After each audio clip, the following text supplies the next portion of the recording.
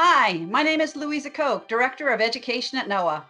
Last summer, in response to the COVID-19 pandemic, dedicated professionals from across the federal government came together to share lessons learned as they offered virtual internships for the very first time. This year, the Federal Internships Community of Practice continues to coordinate in order to enrich internship opportunities for students. On behalf of the members of the Community of Practice, I want to thank NASA for organizing our first event featuring interns from across the federal government. I'm thrilled to welcome you to this exciting event.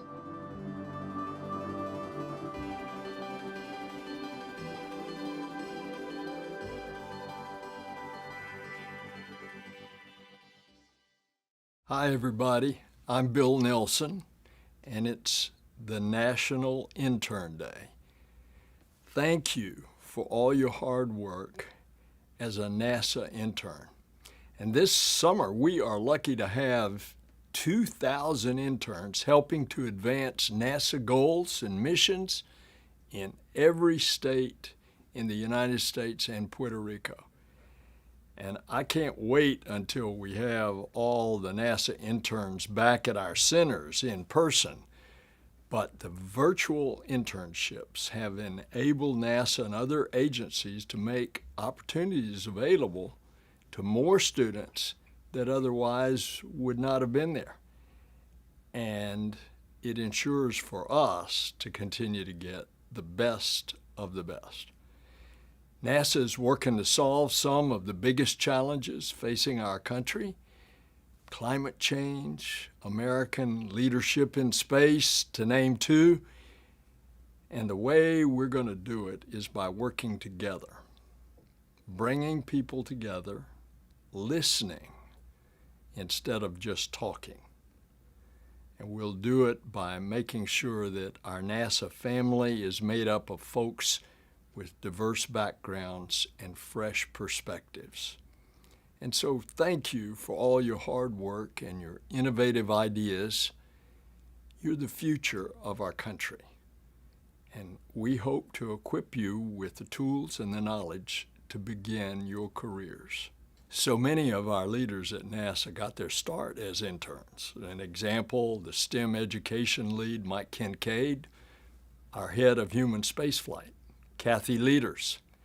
And I can't wait to see what the future holds for you. And I look forward to your continued success. Thank you for being a NASA intern. Hi everyone, and happy National Intern Day. I'm NASA Deputy Administrator Pam Melroy, and I want to give you a warm welcome and a thank you to all the interns working across the country to help advance NASA's goals. NASA takes on the hardest technology problems to accomplish the boldest and most inspiring missions, pushing the limits of what we know to be possible. That's why we're so appreciative that you're here and contributing. For NASA to be successful, we need a diverse and incredibly dedicated workforce to put their heads together to solve the most difficult problems facing our nation. You'll meet many amazing people in the course of your internship who will help you learn and grow. I'm reminded of the inspiration I drew from my heroes and mentors to ultimately pursue a career to become an astronaut. Some of those early internship opportunities in my career were my most formative, and I hope that we can provide an experience that is as impactful for you all here at NASA and across the federal government. While NASA and the federal government is committed to providing opportunities for students to gain valuable experience, your contributions have been invaluable as well, to get your insight, to get new ideas, and to foster relationships you'll carry for the rest of your lives. Your generation, the Artemis generation, gives me hope for the future, knowing one day this will be in your hands, and perhaps one of you will be the first person to set foot on Mars. The journey starts here. I know it can be overwhelming sometimes, but I encourage you to persevere and to seize future opportunities, not just to further your own career, but also to create a better world for the generations to come. So thank you, and I can't wait to see all that you will accomplish. Hello, everyone. I'm Mike Kincaid. I'm the Associate Administrator for NASA's Office of STEM Engagement. But 34 years ago, I was an intern just like you, just starting at the Johnson Space Center. And in those 34 years since I started as an intern, wow, we have done some amazing things as an agency, whether that's landing rovers on Mars or spending 20 years of continuous human presence on board the International Space Station. It's exciting. Imagine 34 years from now, it's the year 2055. And perhaps you'll be standing on the surface of the Martian planet talking to interns just like you across the country. You know, behind every NASA mission, there's people making it possible, including interns like you. Here's a few words from some of our past and present former NASA interns. Hello, my name is Katia Chasureta. I'm Lisa Stewart. My name is David McBride. Hi, my name is Sarah Adenomi. I'm Yana Sharon Bunvivat. Hi, I'm Mike Kincaid. Hola, I'm Dr. Jade Salona Cruz. I'm NASA astronaut Jessica Watkins. I'm Brad Neal. Hi everyone, my name is Paris Garrett and I am a current 2021 computer vision intern at NASA Langley Research Center located in Hampton, Virginia. I interned at NASA headquarters, Ames Dryden Flight Research Facility. I was a 4-time NASA intern at a few different NASA centers. I interned at Johnson Space Center and the Goddard Space Flight Research Center. Ames Research Center. NASA Jet Propulsion Lab. For the Dryden Flight Research Center in 1982. I had the privilege of participating in NASA internships, both as an undergraduate student as well as a graduate student. Today, I'm a support scientist at the NASA Earth Science Data System Program. The Senior Technical Advisor for Airworthiness and Flight Safety. I'm the Executive Officer in NASA's Office of STEM Engagement at NASA headquarters. Today I am the Center Director for the Armstrong Flight Research Center. I am currently working at NASA's Goddard Space Flight Center in project management and in cybersecurity. I'm the Associate Administrator for the Office of STEM Engagement. Today, I am still a Pathways intern with Johnson Space Center, where I'm working on developing the ascent abort model for CST-100. Something I took away from my internship is that people really wanted to help me learn. They wanted to help me understand what was going on at the agency, and they were great at answering questions. Learning the interpersonal skills that it takes to work in an office environment. First off, NASA is a really exciting place to work. There are lots of opportunities and lots of different projects and work to be done. We were working on real things. That was one of the coolest things to me as a student. Learning to be tenacious, like ridiculously tenacious. This euphoric feeling and rush of adrenaline that comes from being able to combine my skills and my passions to do things that I didn't think I was capable of. And to see that the big things that NASA accomplishes really are a collection of small things from many, many contributors, and that me as an intern and a young engineer could make a big difference working as part of that team. I would say that my NASA internships were really what laid the groundwork, laid the foundation for me to continue to explore in STEM and pursue this career.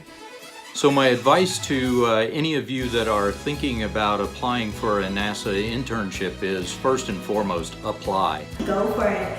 Do it. Just do it. My biggest advice is just do it. Just do it. Go for it. Nothing is impossible, it is only a challenge. So don't be afraid to apply and believe in yourself. You give it all and you pursue it, you will be where you want to be. So always believe in yourself.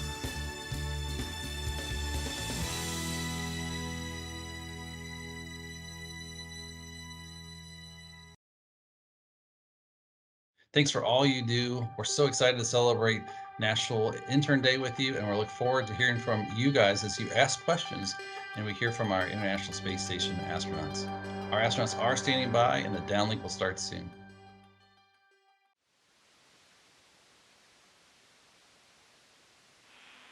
Station, this is Houston. Are you ready for the event? Houston, this is Station. We are ready for the event. Houston ACR, this is Mission Control Houston. Please call station for a voice check. Station, this is Houston ACR. How do you hear me? Houston ACR, this is Station. We hear you loud and clear. Please stand by for opening remarks. Hello, welcome to today's event featuring interns across the United States federal agencies and astronauts aboard the International Space Station in observance of National Intern Day. My name is Laura Paulino and I am a NASA intern. Artemis Generation. As the architects of the future, it takes all of us to explore the extraordinary. We're counting on you to innovate, inspire, and serve for the betterment of humankind. To spark your interest, here's what interns from federal agencies have to ask. Hi, my name is Alyssa Huey and I'm from USGS. My question is, one of the USGS mission areas is natural hazards. Given your unique perspective on the Earth from the space station, have you observed any natural hazards during Expedition 65, such as forest fires, volcanic eruptions, coastal changes, drought, etc.?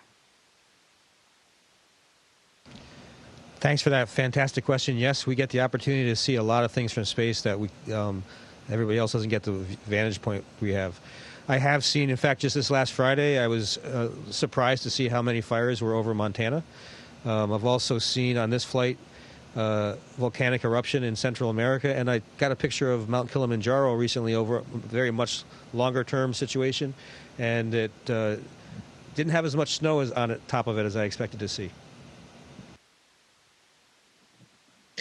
Hi, my name is Clara Chang and I'm from NOAA. My question is, since you work closely with people from all over the world, what advice do you have to transcend obstacles and differences in training, language, and culture as you conduct research? That's a great question. You know, Mark's from the U.S., I'm from Japan, we got Thomas Pesquet from France, and we got Oleg and Pyotr from Russia. So even on board, we're from 4 different countries. And on the ground, we have so many people working for the space station program from many, many different countries. And it's kind of rewarding for me to get to know these people and get to know all the cultures. And I think it's great to respect each other's ideas and thoughts and work together towards a common goal. And that makes things, happen. And it's amazing to be in that team. Hi, my name is Kelvin, and I'm from the Army Educational Outreach Program. My question is, what have you learned about cooperation and culture while being on the International Space Station where you're living in a microcosm of the diverse world? What I've learned is that you've got to be able to talk about issues as they come up. You don't want to let anything this works in all relationships. If there's something that's bothering you, you need to find a way, whatever way works best for you and the other people you're dealing with, to communicate that in a way that doesn't put them on the defensive and where you're able to communicate that before you are really angry about it, where it's just a minor issue. So don't let things build up. Hi, my name is Matthew Stang and I'm from NASA. As we celebrate all interns tomorrow on National Intern Day, what impact do you see interns having across the federal agency? Thank you.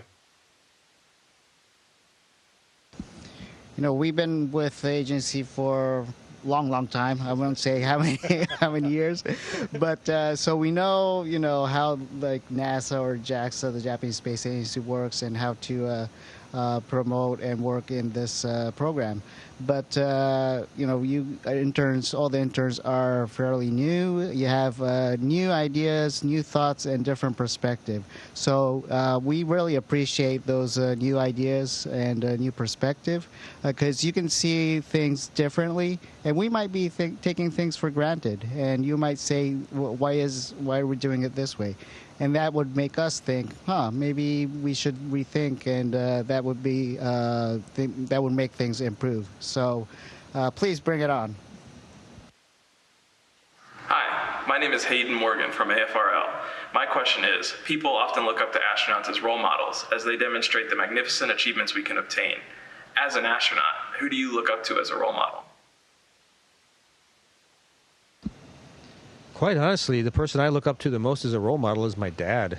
I regret to say I don't think I've been as good a dad as my dad was to me. He is one of the most kind, level-headed people.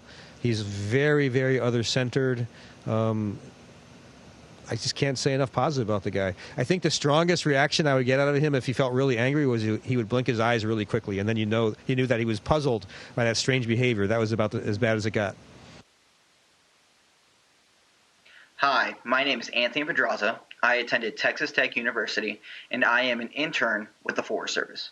My question is, what type of role does NASA see itself in for the preservation of our planet, and how do the resources in space factor in that thought process? Thank you. Thank you. You know, up on International Space Station and also all the satellites, Earth observation satellites, we're at a very unique location, position, altitude at this vantage point to see what's going on Earth. And then also going over, you know, in a certain interval and looking through the changes. So all that data combined, I think we can see the changes over the years. And researchers and people like you can help us protect the environment and think about how to do that. And what we're seeing should provide that information for you. Hi, my name is Austin Tran and I'm from the U.S. Naval Research Laboratory. My question is, how do you determine when you go to sleep in space? And do you take shifts with other astronauts? So I'm happy to say, unlike what the Navy has to do sometimes, is we don't have to hot bunk up here. I have my own bed. No one else gets to use it. But we did have to define a time period that is determined to be nighttime for us because we could pick any time. And what we've chosen is Greenwich Mean Time. So we typically, after our latest evening meeting, we will sometimes turn the lights to a dimmer color to help our bodies recognize that it's getting closer to the evening. And then we just go to bed around 9:30 or 10, Greenwich Mean Time. Hi, my name is Mei Feng, and I'm from NOAA. My question is, when I conduct research on the water, weather is the ruling factor as to the success of my day. In space, what weather elements are most dangerous to an astronaut conducting a spacewalk? That's a very good question. So we don't have, you know, storms like on the ground. We don't have, you know, lightning, but we do have radiation. And when the solar wind is strong, we can detect that. And so we plan ahead so that we try to avoid that as much as possible. Now, sometimes you do have to go out the door, but we try to time it just right so the radiation hit is less than what the maximum would be.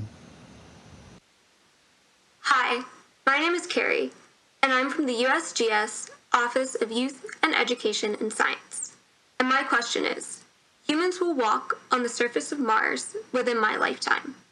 What engineering and geoscience skills do you think will be most important for them to understand?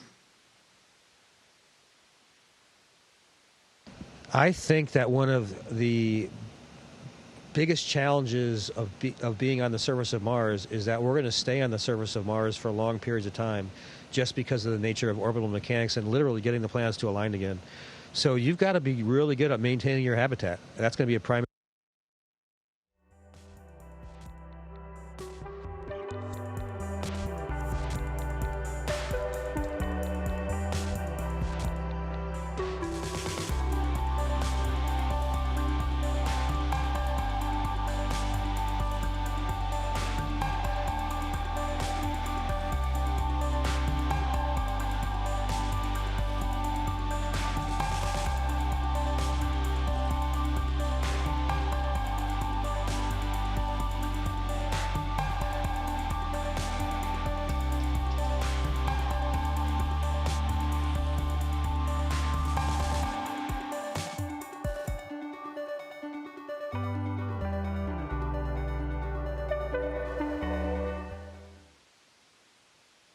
Station, this is Houston ACR. We're back with you on the other side of an LOS.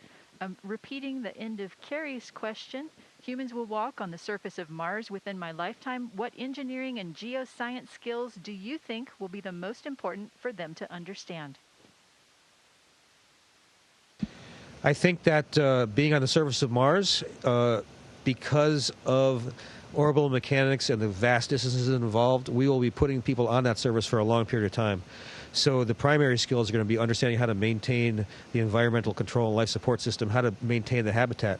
And unlike that up here, where we're maintaining a habitat in space, on the surface of Mars, because you're dealing with soils and things like that, when you do a spacewalk there, you're going to have to make sure you can keep things clean on the way back. So I think those are going to be very important skills to have on Mars. Hello, my name is Rasha, and I'm from NASA. And my question is, out of all the experiments being done on this mission, which results are you most curious and most looking forward to? Wow. We, during our daily work, I guess we do maybe participate in maybe 2 to 5 science experiments a day. And so we have a lot. But one thing that I got interested was having water bear up here. And apparently, they stay here for a couple of generations before they go back. So the researchers can take a look at them when they go back. So that's something that I'm looking forward to seeing the results on. Hi, I'm David Gonzalez, and I'm currently working on methods to provide better thermal support to divers in cold waters at NSWC, Panama City. I've read that astronaut suits require both heating and cooling garments. And my question is, how does an astronaut maintain thermal regulation during a spacewalk in dynamic temperatures? Thank you. So our spacesuits do such a fantastic job of insulating us from the outside environment that what we really have to do is reject the heat that our bodies generate, because the body heat will not translate through that spacesuit. So we've got a liquid cooling and ventilation garment that allows fluid water to travel through the hosing around our body, and then it will pass by an ice pack. Now, me personally, on a spacewalk, I have too many other things to worry about, so I basically sweat in the sunshine and I'm a little chilly in the cold. But I do have the ability to adjust that if I wanted to. It just takes effort, and I'd rather focus on the other things that are occupying my attention. Hi, my name is Kai Stargel, and I'm from the Air Force Research Laboratory. And my question is, as an astronaut on the space station, part of your job is often as a research scientist. Do you get paired with science projects that align with your background, or are you expected to adapt and learn to maintain new science projects? Oh, that's a great question. Mark's from the Army, and my background is engineering. So science is something alien to me. But we have great training on the ground. So the instructors and also the researchers will tell us about the experiment and tell us the technique and teach us well. So up here, we will do whatever is on our schedule, and we'll try to help out as many researchers as possible. Hi, my name is Teresa Keith, and I'm from NOAA. My question is, the global community and U.S. agencies are uniting under the United Nations Ocean Decade by working on the science we need for the ocean we want. How does your work in space help us learn more about our blue planet? One of the significant things I think about being up in space is the emotional aspect of getting a better understanding of how thin our atmosphere is and how precious this amazing place we live on is. But we have lots of sensors. We've got hyperspectral imagery, multispectral imagery. We've got LiDAR, and all of those things provide us different ways to observe the Earth and gain a better understanding of it. Hi, my name is Araceli Morales Santos, and I am a resource assistant intern at the U.S. Forest Service. And my question is, I'm fascinated by space and space exploration, so much so that I can spend hours watching PBS NOVA episodes about black holes, dark matter, and gravity. What is a particular show, a movie, or a memorable experience that propelled you to a career with NASA? So for me, when I was a kid, I really liked science fiction movies like Star Trek, Star Wars, and then my dad took me down to Kennedy Space Center. We saw rockets and went down to a Smithsonian Museum. So looking at the real stuff and the science fiction combined, it made me interested to actually go to space, and that's how it started for me. Hello, I'm Priya Abiram from the Army Educational Outreach Program. My question is, what is the new set of right stuff or character traits that an aspiring astronaut must have in order to reach Mars and beyond? Thank you. Well, one of the key things about leaving the rest of humanity behind is that you have to get along with the humans that you're traveling with. So I would say the key thing, the right stuff, is really interpersonal skills. You've got to always do your best, but put more effort into making the team of people around you performing their best than you always being better than everybody else. So it's all about the team. Hi, I'm Ronald Morero, and I'm from NASA. As you observe the Earth on the space station, what weather patterns and landforms are most fascinating to you? Well, Earth is fascinating. We have a big window called the cupola looking down at Earth, and we have a better quality window as well, looking straight down. And a lot of us, we just spend time in there whenever we have a chance. But for me, the most fascinating thing is actually clouds, because it is, it has different forms, different shapes. And during the sunset, sunrise time, you can see the shadow, just a very, very long shadow, and it's just fascinating to me. And I take a lot of pictures of it, but I can't remember where I took it from. Hi, my name is Amrita Sahu, and I'm from the U.S. Naval Research Laboratory. My question is, as an astronaut, you probably encounter unforeseen challenges on a regular basis. What advice do you have for aspiring scientists on how to approach a problem that is seemingly unsolvable?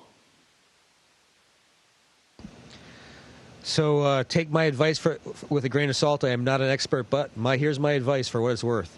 Go ahead and work really, really hard on that problem, and then step away from it and do something fun. Associate with other people that have a wide variety of viewpoints and different approaches to things. And then you'll really get the creativity going, and you might be surprised when a good idea on how to solve that problem you've been working so hard on comes to you. Hi, my name is Claire Fox, and I'm from the DoD's NSWC Crane Division. My question is, what has been your favorite memory since becoming an astronaut? That is a tough question, because every single day you have, a lot of laughs, even here and even on the ground. So that's a very tough question. I think maybe it's tomorrow. Well done. My name is Katie, and I'm an intern for the National Oceanic and Atmospheric Association. While working for the Center for Satellite Application and Research, I've been learning about several different satellites in our atmosphere and in space. My question is, how are you able to avoid satellites and prevent collisions with space junk on the space station?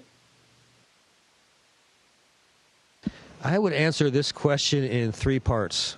One, you got to be able to keep track of where things are, and we do have that ability. And then, but it's limited in size. And then you've got to have the ability to move to a new orbit if that new orbit is a better place to be.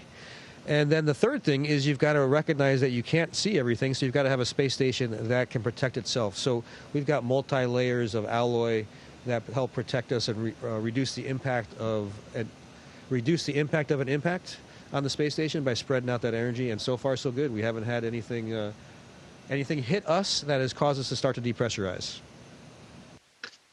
We want to extend a huge thank you to our speakers and astronauts for being part of today's program. To all the interns watching, thank you for your meaningful contributions you make every day to the federal agencies that you serve. Happy National Intern Day!